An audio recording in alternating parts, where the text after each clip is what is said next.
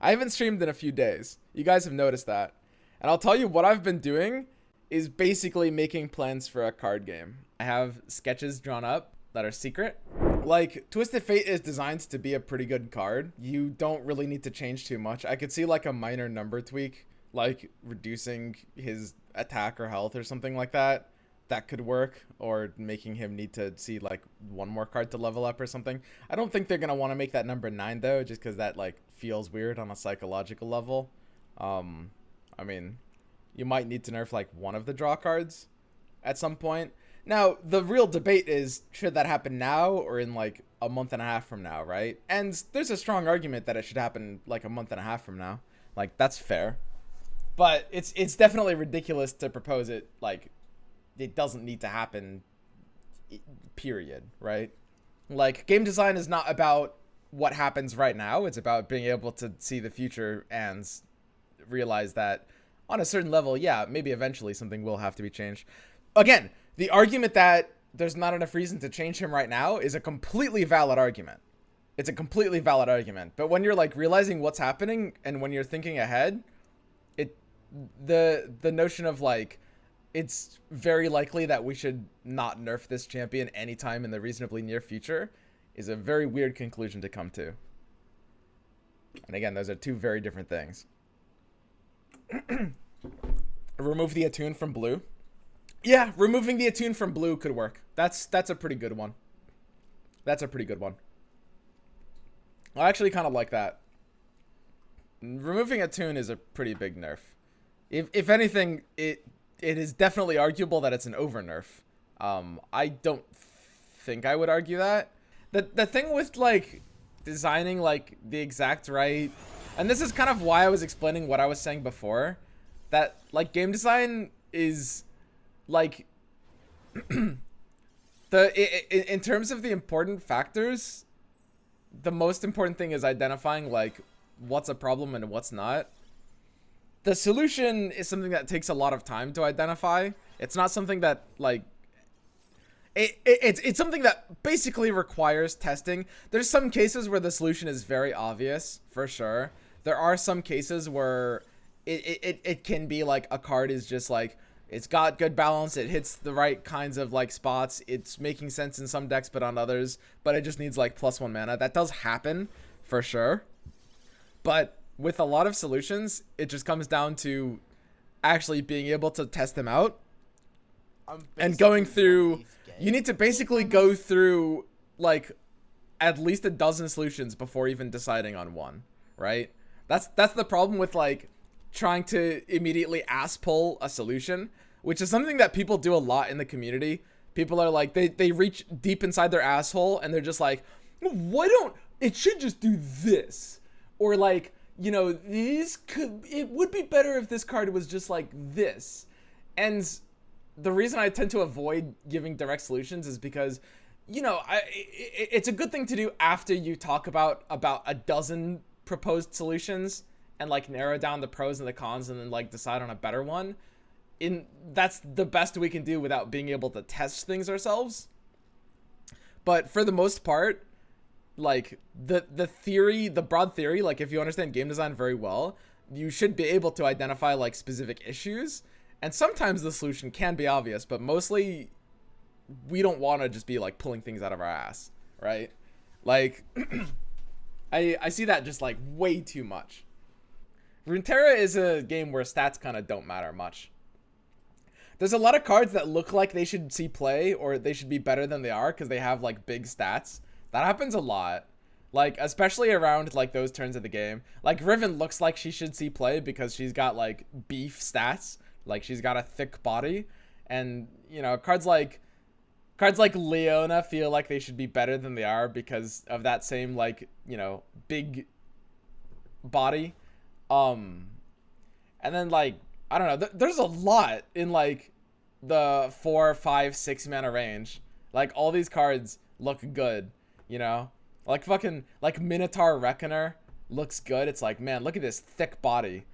And then you're like, oh wait, stats don't actually do anything in this game. Like Stats do things when they're attached to already good things, or when they have good keywords that make the stats matter. Like Radiant is a card where like the stats matter on her because of her keywords. So the same with like Screeching Dragon. But like stats without keywords do very, very little. Like shockingly little. like Avro's and Hearthguard, this card looks like the most insane thing ever. And don't get me wrong, it's been competitive in the past, and it does make sense in some decks. It's not a bad card. But for how insane this card looks, it is definitely worse than it looks at first to most people. Like, if you come from a game like Hearthstone, this looks like the craziest thing ever. This used to be a 5-mana 5/6, by the way, before they nerfed it. Yeah, you see it a lot with like cards like Stargazer. Like part of why you look at cards like Stargazer and Wolf Rider and what was that other one? Is like this card, like Crystal Ibex. Like a lot of them look decent because they're like, I mean, they've got this nice ability that could sometimes do impactful things, and the worst case scenario is you get like a pretty decent stat line for a 4-mana 4/4. The Beast Below is another one of these where it's like the Beast Below looks so good. It looks so good. Like when we started all playing deep, this card was in a lot of deep lists. It's like a 4-mana stabilizer, and when you play it like in the later game, like on turn 4, a 4-mana 4/4 should be able to like 2-for-1. And if you play it later, it can like be much bigger. And in terms of a deck that has a bunch of big units, you just want the ability to play, you know, something small that can scale. Like it looks like it makes sense. And people were running it at first. And then people were like, wait, a 4-mana 4/4 does nothing. This card never looked good. Alright. Well, excuse me then.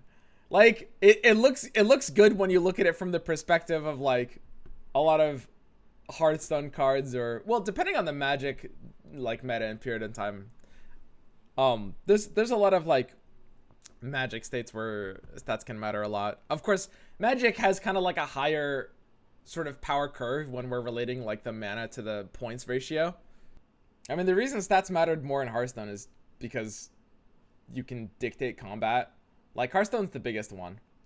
When I'm saying like these things look good and they don't really matter, I'm mostly talking to people that played Hearthstone and then Legends of Runeterra. Because a lot of people that ask like why these kinds of cards don't see play, like if someone's asking like why doesn't Brash Gambler see play? Why doesn't Legion Veteran see play? Usually I assume it's someone who has experience with Hearthstone where stats matter a lot more. Or at least in older Hearthstone they did. I mean, maybe stats matter a bit less in current Hearthstone, but when you have an attacker's advantage game, stats matter a lot more. Hearthstone literally had a meta broken by a 4-mana 4/5. Yeah, like a vanilla 4-mana 4/5 was like literally high tier back in the day.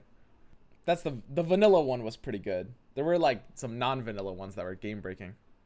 If you were to make a card game, would it have attacker's advantage or defender's advantage? If I were to make a card game and I have plans to make a card game and I have sketches drawn up that are secret, I would not have either attacker's advantage or defender's advantage.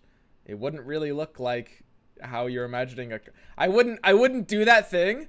Like the thing is, the reason all these card games look the same and play the same is because the developers are like, yeah, we're sitting on this goldmine IP. Let's go ahead and make a card game, you know, let's try to capture like a mobile audience. And, you know, don't get me wrong, there's nothing really inherently wrong with these games' design, but it's like, it's more about being able to just like have this cool side product that like doesn't really deviate from the set formula. Like, it's important to understand that everything that we think of as card games is a pretty specific subgenre in the broad scope of card games, right? Like everything is just like a clone of a clone of a clone of Magic. How does combat work then? Who the fuck said there would be combat?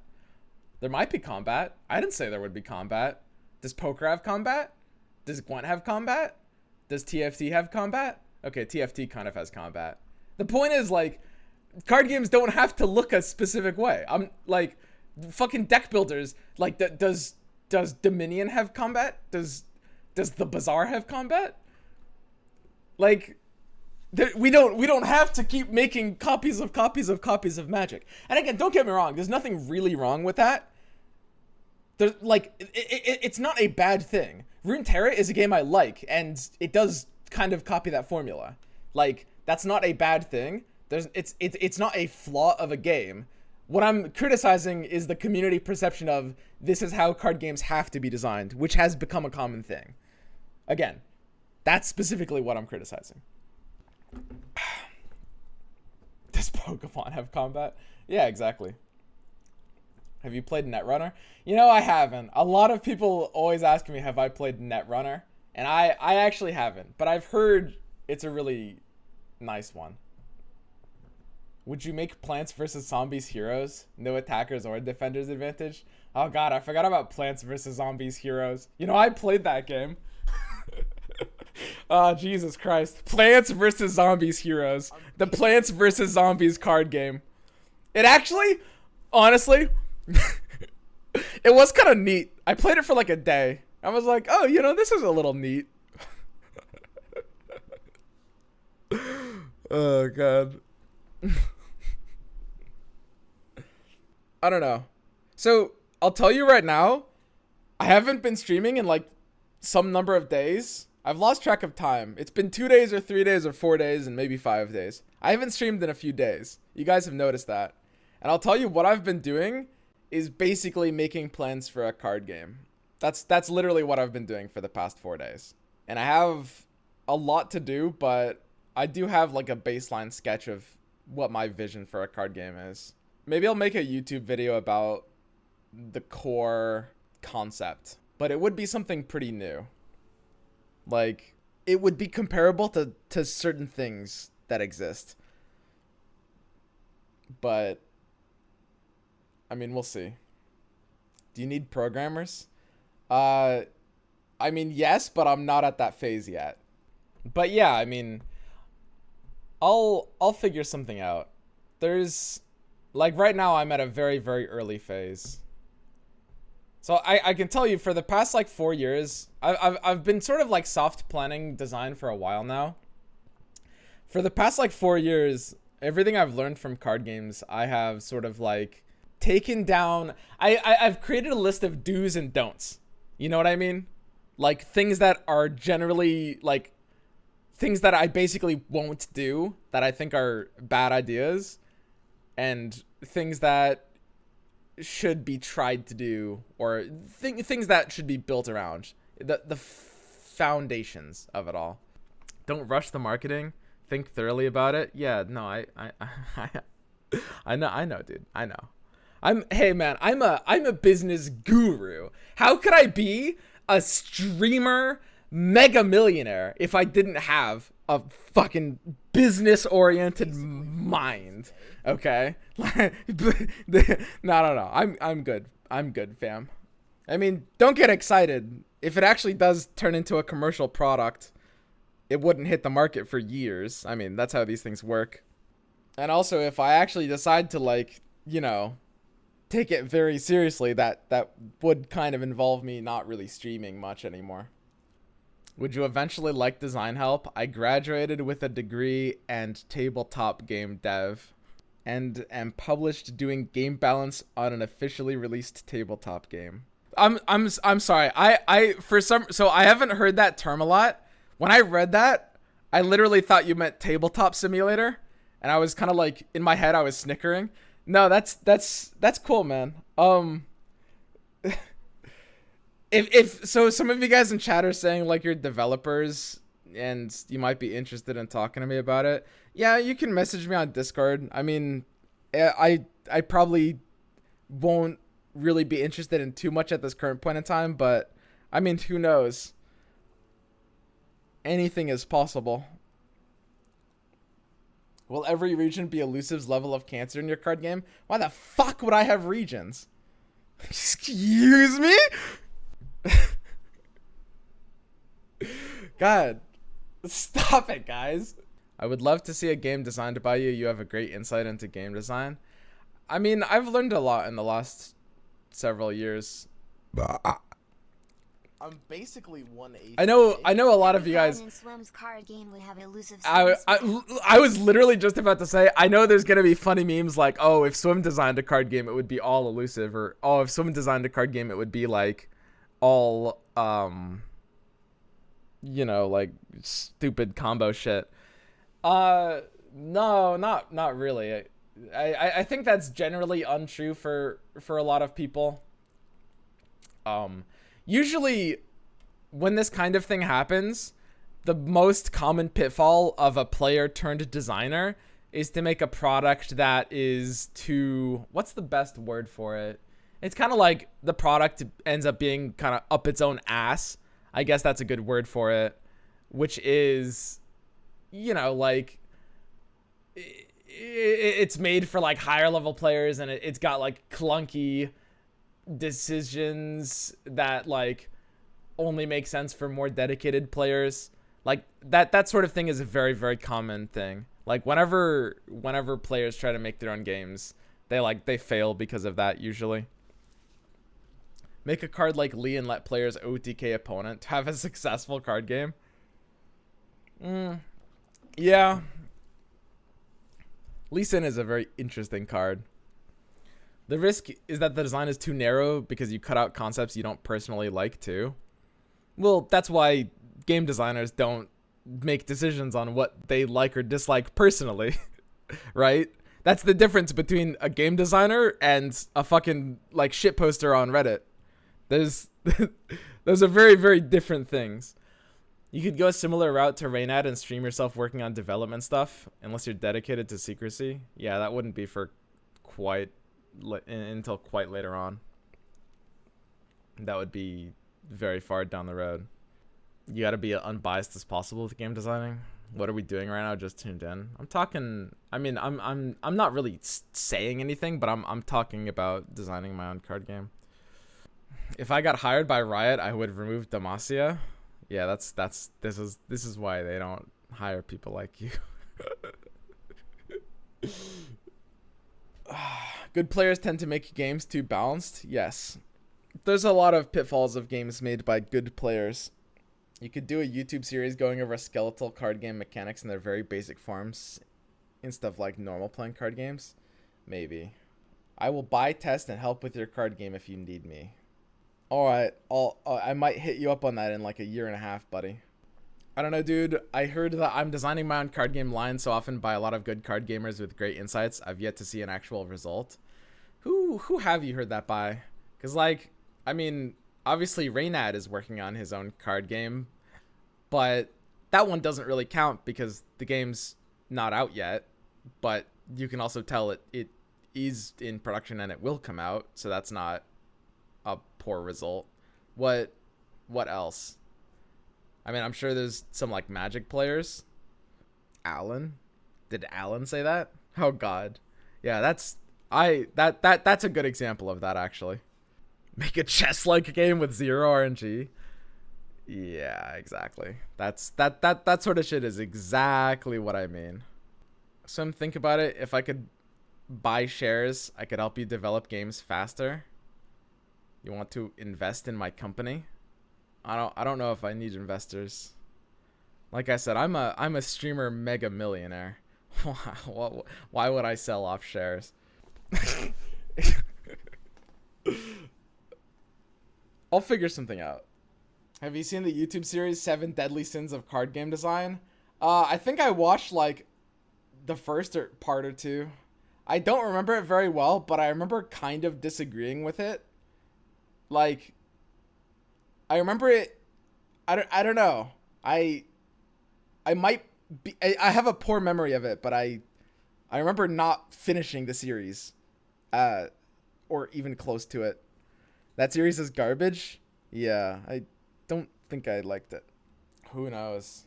I don't know. What do you guys think? Maybe I should just like stream game design for a few days. I'd be very happy to see an actually original card game. The tricky thing about a card game is, well, there's a few tricky things about trying to develop a card game in current year. First of all, nobody likes cards. Here, I'll go into this a little bit. I'll talk about this. I'll actually talk about this a bit. All right. The first problem with making a card game in the year of our Lord 2021 is that digital card games exist as a function of like nostalgia kicks from people that grew up playing paper card games, and people don't do that anymore. I don't know if you guys have been around like a middle school in the past like couple of years, but there's notably less people playing like, you know, these trading card games than there were like a decade ago. And that's a thing that is pretty important to understand. It's just not really a thing. Now, there's a lot of this idea of, you know, sort of general strategy games. I think Auto Battlers did a very innovative thing, which was taking the idea of a card game and just like making the user interface not involve these like paper rectangles with words on them. And in doing so, they've created this situation where it kind of appeals to people that did play card games, but it's not a literal turnoff against people that view card games as inherently like nerdy or old or just kind of pointless. And there's a lot of people that don't like just like looking at paper rectangles and reading them, right? So that's a pretty important thing. Rule number one, if I made a card game, it might, I'm saying might, I don't know for sure, but I would definitely consider making it more like a TFT style game than like literal paper cards, right? That's a consideration. The second thing about making a card game that's really awkward is this idea of a mobile market. I kind of hate mobile. Mobile kind of like ruins a lot of things. I'm actually not sure what things have shipped to mobile.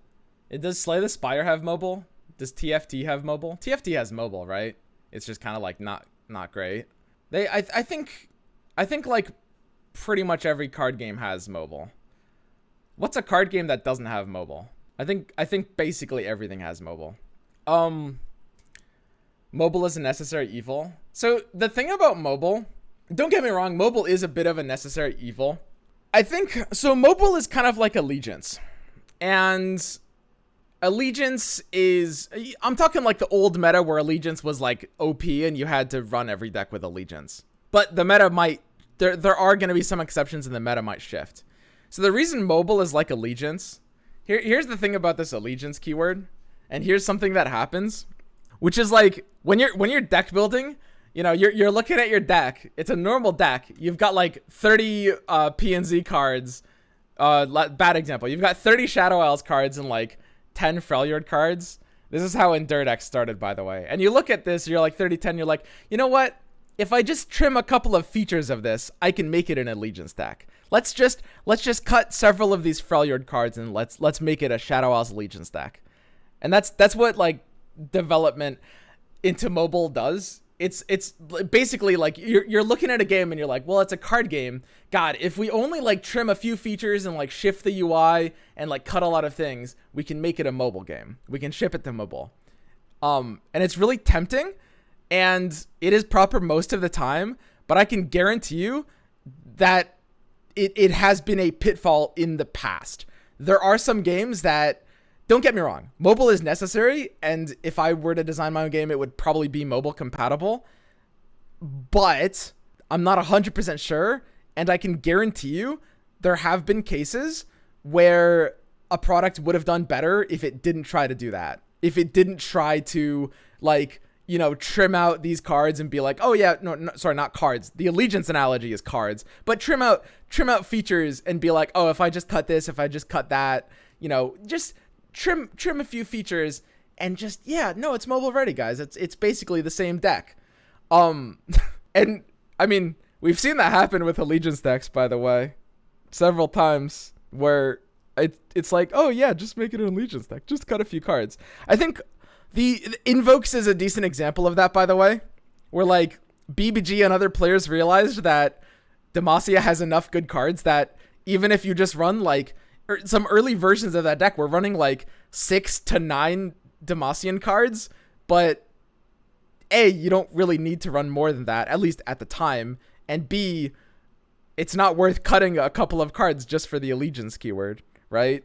Like, It's a real thing that happens. So don't get me wrong, mobile is kind of a necessary evil. Mobile is just kind of how gaming works right now. The thing you guys have to understand, it's a little different on like Twitch culture and Reddit culture, but like most of what gaming is, especially to most people, is mobile. Like PC is very secondary, if not tertiary.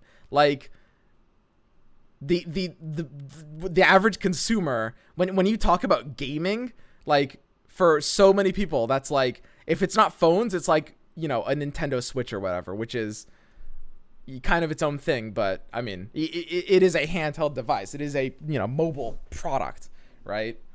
That's kind of the reality of it. And so, you know, I mean, it's not as if you can't design good games for the mobile market. It is not as if that's impossible, but there are concessions you have to make. And, you know, like, I like Among Us generally. It's a good game. Like, obviously Among Us is like perfectly designed for mobile. It's important to be able to look at a game and understand, like, if it, like, when you're thinking about a game, it should be very clear if it's designed for mobile or not, when you're really thinking about it.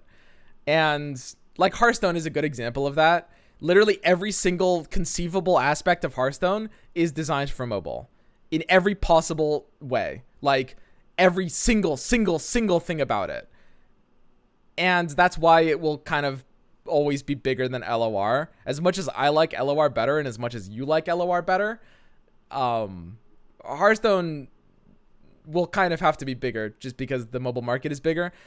And a large part of when I say like designed for mobile is the inherent design of the game, right? Like the fundamental core gameplay mechanics in the card. Like when you're on mobile, you don't want to be super engaged.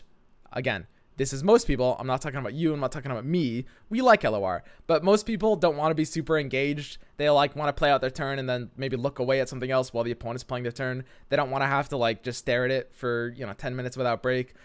Sometimes shorter games, or at least like decks with more of an ability to force shorter games, historically have done well. Because like, I mean, Hearthstone is a game for when you're like watching Netflix on the side and when you're taking a shit. And LOR is the reality of the situation is people find LOR more boring, which is hilariously enough, it's kind of paradoxical. It's because LOR is more engaging that it is more boring. Let me explain that. When people play Hearthstone, it's because they're like queuing for a MOBA game or like watching Netflix on the side. Like most people multitask when they're playing card games, and that allows it to be more engaging for them because they're allowed to multitask without it like really costing their attention. But it's just something they click on. Like it's probably literally less than 50% of their focus for a lot of Hearthstone players. But when you're playing LOR, it consumes more of your focus, and that makes it kind of a more boring process because you have to just be thinking about the game. And I know that sounds weird, but that's how people work. That like people want, like especially people that play on the PC will be multitasking. Like that for what most people are in the market, a card game is something to do passively while you're watching something, listening to someone, watching a stream. Like almost nobody just sits there and plays a card game and does nothing else. Like I play a card game while I stream, and if I'm not streaming, I'm either watching something, listening to something. Because it's on mobile, since I don't have time to play on PC. Sure, absolutely. I mean, the mobile market matters, and LOR captures a decent part of the mobile market, 100%. But the thing is, like, people don't want a card game that they're just gonna like, commit 100% of their attention to. And even though LOR, it's good that LOR is on mobile and LOR mobile does well, and there are a lot of LOR mobile players, my point is that Hearthstone is more designed for mobile in an important way, right? Again, in terms of product design, I'm not really talking about the idea of design as an art form. It's not like Hearthstone is a better artistic snowflake. That's not what I'm saying. They're two different things. Like when you look at every single possible aspect of Hearthstone's design, you'll see it in everything. Like literally, some of you guys might not have even realized this, but like the reason their units are ovals is because fingertips are ovals. Like, that's the reason they're not squares. It's like everything about Hearthstone is mobile. Everything. The reason they don't have complicated card text is because you can't have that many lines of text when you want to be like reading a card on a mobile device. Like when you look at a card like Callista, I think that Callista's level up, correct me if I'm wrong, Hearthstone might have changed this in some ways, but a card like this card text, this is a lot shorter than like Magic or Yu-Gi-Oh, but this card text is still longer than anything you'd see in Hearthstone. I'm pretty sure. I haven't played Hearthstone in years, but like this is, they have more of a limit on that. Like Hearthstone has a really hard limit on card text because of this phenomenon, because they are first and foremost a mobile game. It's not just they're a mobile game first. Like the Hearthstone is a mobile game like entirely, and it's able to be played on PC, and it's fine as a PC game. There's nothing really wrong with it, but like all decisions are for mobile. Even Runeterra, I would call Runeterra a mobile game first. Not in a bad way or anything like that, but like Runeterra has more of like a balance. But you know, Runeterra does a lot of design decisions for mobile. Like a crazy amount of your guys' suggestions of like, oh, this should work this way, oh, that should work this way. Like a large part of the reason those suggestions don't work is because there's something about mobile that makes it not a good idea. Like that is important, you know? Like I'm not saying focusing on mobile is a bad thing, and I'm not saying Hearthstone is a big bad meanie for being like a mobile thing. But the reality of the situation is, you know, gaming is a mobile concept. If a lot of you guys were wondering, like, why isn't Runeterra more popular? Because, you know, it's doing everything right. It's free to play. It's got a solid IP. The design is pretty good. Obviously, there've been a couple, like, rocky metas, but that's true of every card game. Why isn't LOR more popular? There are a couple of reasons, but that's the biggest one. Like, so MTG Mobile is going to flop hard. MTG is a weird one. I can't say it's going to flop necessarily, but I think that MTG is probably generally I mean it's a really good PC game, right? Like I don't know about MTG Mobile. I haven't messed around with it. I might try it out. But it's interesting because they did just release mobile, right? There wouldn't be a max hand size if it wasn't for mobile. Yeah, exactly. And the thing to understand about mobile is this. The reason why mobile is so important is because mobile isn't just for mobile. Mobile's for everyone. Like I said, when Hearthstone is designed to be a good mobile game that doesn't take all of your focus and you can play it in a sort of simple UI way, it's not as if those design decisions aren't generally good for the average PC consumer either, right? Like trying to create a game that has kind of simple inputs that you can just like click and drag. You know, Slay the Spire is another good example of this where the inputs are pretty simple. It's just click and drag, and it's not as if that is bad for PCs. When the game is well designed, these simple interfaces are perfectly fine to play on PC devices, right?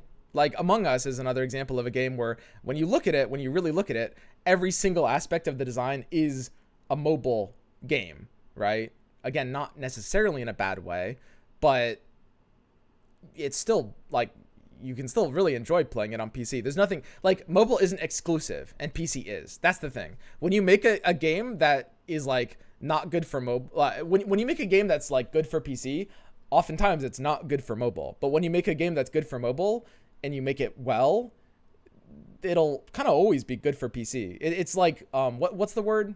Reverse compatible, like unilateral. I forget the word for it, but there's like a one-way relationship, right?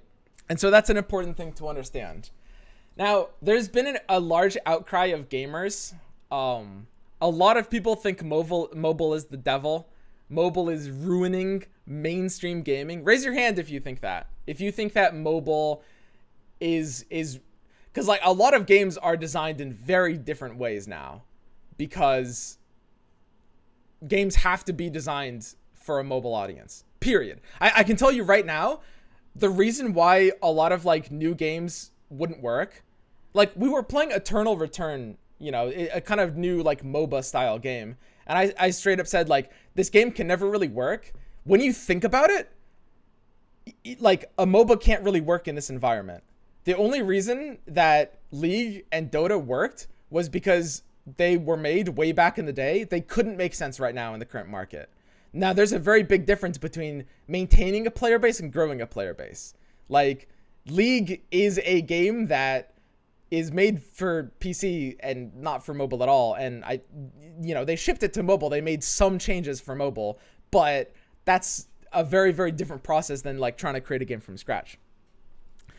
When you create a concept like a MOBA, like I can guarantee you, if this idea of a MOBA if it never existed and if it was just shipped to market right now for the first time, it wouldn't work. Like, MOBAs are a sort of genre because at the time they made sense for what gamers wanted at the time. You guys need to be extremely cognizant of the fact that the needs of the gaming market have like drastically changed in the past 10 years. Like, and MOBAs like League and like Dota was around for more than 10 years, right? Did League just have its 10-year anniversary? Like, it's such a different market. The RTS genre died because of mobile. We're in the worst timeline. Yes, the RTS genre kind of died because of mobile. And don't get me wrong, like, League and Dota aren't going to die as games because they got in early, and that's important in how markets work. Like, they can subsist, but new complex style, like PC only sorts of designs can't really work. Maybe almost ever again. Literally, maybe almost ever again. Like, you need to at least be sort of shippable to mobile. And there will be exceptions. There will be games in the, like, because there will be a niche in the market. There will be a gap in the market at a point where, PC only gamers will be like, we want something a little different from these sorts of simple user input games. So there will be some PC only games or mostly designed for PC games that will be successful in the upcoming years. That, like, it's not like it will never happen, but you guys have to understand that for the most part, gaming, gaming is in a state where mobile has taken over and things are mobile first and PC second. And that is the reality of the situation. It's really crazy. It's really different. So raise your hand if you think mobile's the devil. If you think mobile is actually just like ruining gaming. Because here's the thing. I've heard this a lot. People say this a lot. And I've said this. And it's like, there's some sort of weird truth to it. In a way. But I definitely disagree with it overall. So the kind of person, there are some people that vehemently feel this way. There are some people that are like, mobile is literally ruining gaming. I want to quit gaming. Now that gaming is mainstream, like, we just can't have complex and nuanced games like we used to. Developers are all making decisions for mobiles, literally like all of them. And so many games have kind of, full genres have even almost died because of it, right? Here's the thing. People with that mentality, I can tell you right now, this is literally the same exact thing as when you're like, you're 4 years old and mommy and daddy love you. But then they have a new child and now you've got a younger brother and they're paying more attention to your younger brother and you aren't getting mommy and daddy's attention and as much as you used to. So you start to be like, man, this younger brother sucks. I don't like this guy. Where's my attention? Baby rage. And this is like very, very, very, very literally exactly what's happening. Like literally. Like, there's no difference between those situations. That's it. Like, don't get me wrong. And by the way, I said this is something I used to say. Like, 6 years ago, before I actually really tried thinking much about anything, I was like, man, I want games to be more complex, and games these days are getting dumber and dumber. And I mean, don't get me wrong. From a subjective perspective, that is true. As like you definitely are allowed to feel certain things, but there's that is inherently an extremely subjective concept, right? That is inherently an extremely subjective concept. And I mean, that the reality of the situation is that the majority of people want something a little bit different, period, right? Yeah, but for that analogy, we still exist and get love, but new games are never catering to PC. There's going to be a bit of a reverb. My prediction is, like I was saying, at this point, everyone has, so the way markets work is very fascinating, because like a lot of people net deck. And when a lot of people, so developers will net deck other developers and just be like, you know, oh, I'll do this. You know, like Fortnite was like, so when Minecraft came out, it was like, oh, all these developers, let's make survival crafting games. And then when Fortnite came out, it was like, oh, let's all make battle royales. There's this idea of like these like waves that happen just because people aren't fucking original, period. That's it. Straight up. Card games had a wave, digital card games in particular after Hearthstone, and paper card games after Magic. And because of that, the market, we don't exist in like an efficient market. It is a market of fairly predictable trends and bounces. Not, when I say fairly predictable, I'm not saying it's easy to predict the next new thing per se, but there are some patterns that arise.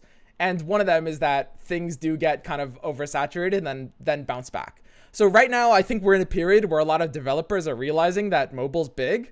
And as I said before, like 5 or 10 minutes ago, people will be at a point where they're like, oh, wow, when all the developers are making mobile games, now there's a bit of a gap in the market for the players that want more complicated games. So like I said, PC games aren't dead. When I say PC games, I mean like complex games like RTSs and MOBAs. These games aren't dead, but they're gonna be a little niche. They will never have the glory that they once had, period. But when developers realize that no other developer is, you know, really doing a lot of that, then there will be products that are intended primarily, if not entirely, for the PC market. That will exist. But yes, I think you're correct. We do exist in a time where, because of this like pattern of everyone's like a Me Too, like, oh yeah, this is a Me Too product. Let's go to market. Oh, you know, it's the year of our Lord 2021. Among Us just blew up. Time to make a deception game, baby. And it's kind of the stupidest shit ever, because, you know, don't get me wrong, if you do it well and if you do it better, like, it will work, and there are instances of that. But for the most part, you do need to at least be a bit original, right? Like, most of the things that are Me Too products that don't work have, like, when you look at it and when you examine the product, you can tell it's not going to work, right? Like, you can tell it's not going to work. Okay. So that's kind of like, I think that's basically all I had to say about how, like, mobile is affecting gaming right now. And I guess wrapping this back around to like my own design of my game, if I don't want to build you guys' hopes up, I mean, it's in super early stages right now. There's a decent chance that I never go through with it, or I postpone it for more years, you know, because I'm very interested in it. But I mean, who knows? It really just depends, like, what I feel like doing.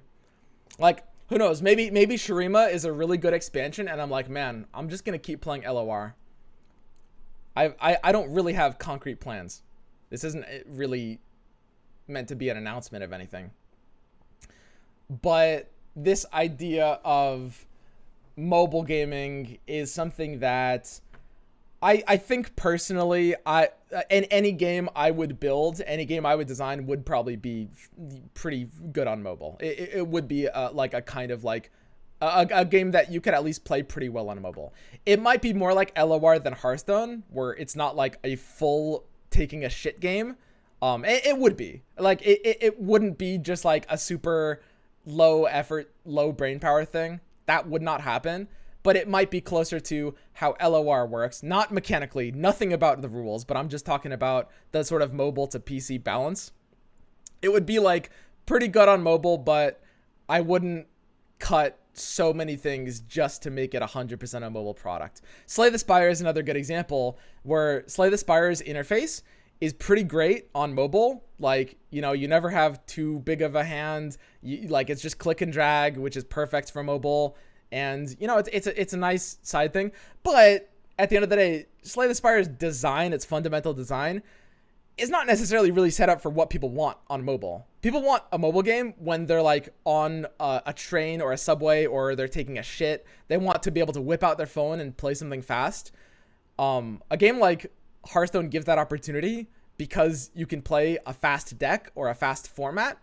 Whereas games like TFT or Slay the Spire, or even to a degree Legends of Runeterra, games that have like longer run times, are going to be less good mobile games, period. It's not going to be that they don't work on mobile, but if you know, they will not be 100% built for mobile, and that's fine. So my game would be almost certainly not 100% built for mobile, but would still be very playable on mobile, which again is not a bad thing. You can have a game with a lot of brain power and a lot of complexity that the UI works perfectly fine for mobile. And again, Slay the Spire is a really good example of that. TFT and Auto Chess, their UI is like a hair kind of like, it does work for mobile, but it definitely is a bit more cluttered of a UI than you really want on a mobile game. It's like, it's really teetering the line. But I you know, you can definitely have complex games that, you know, have simple user input, and that is kind of like what I'm talking about. I would not make a game with complicated user input, right? It will be taking a massive long shit game. Yeah, exactly. If you're like constipated or something. I'm basically 1/8 gay. So that's kind of like, you know, that sort of like inevitable mobile concept, right? And that's how I feel about it.